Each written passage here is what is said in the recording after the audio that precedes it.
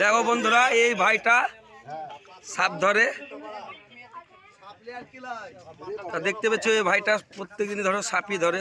এর আগে ভিডিও দিয়েছি, আবার ধরো এটা কি করিস বলছে, এটা গহমা করিস নাকি? এটা গহমা করিস, সগই হাতের ক্যাপাসিটি।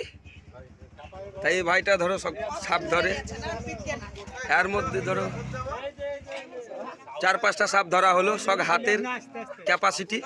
যদি কেউ কোনো বাড়িতে যদি সাপ মাপ ঢুকে, তাই এই ভাইটাকে বলবে ধরিয়া বন দপ্তরে দিবে।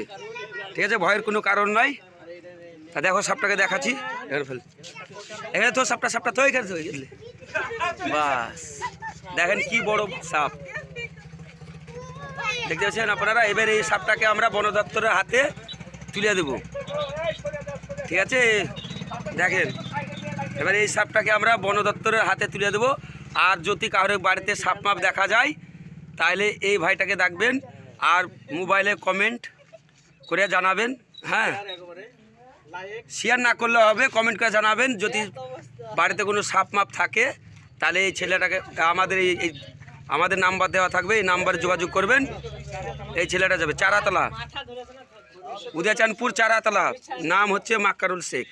ঠিক আছে, এই নাম্বার দেওয়া যাবে, এই নাম্বারে যোগাযোগ করবেন। বিশাল বড় গহমা খরিস। ঠিক আছে, কাউরি প্রয়োজন হলে ডাকবেন। ঠিক আছে, মাক্কা হাই দেখবার। বাস, এবার আমরা বন দপ্তরের হাতে কাল সকালে দিয়ে দেবো। ঠিক আছে।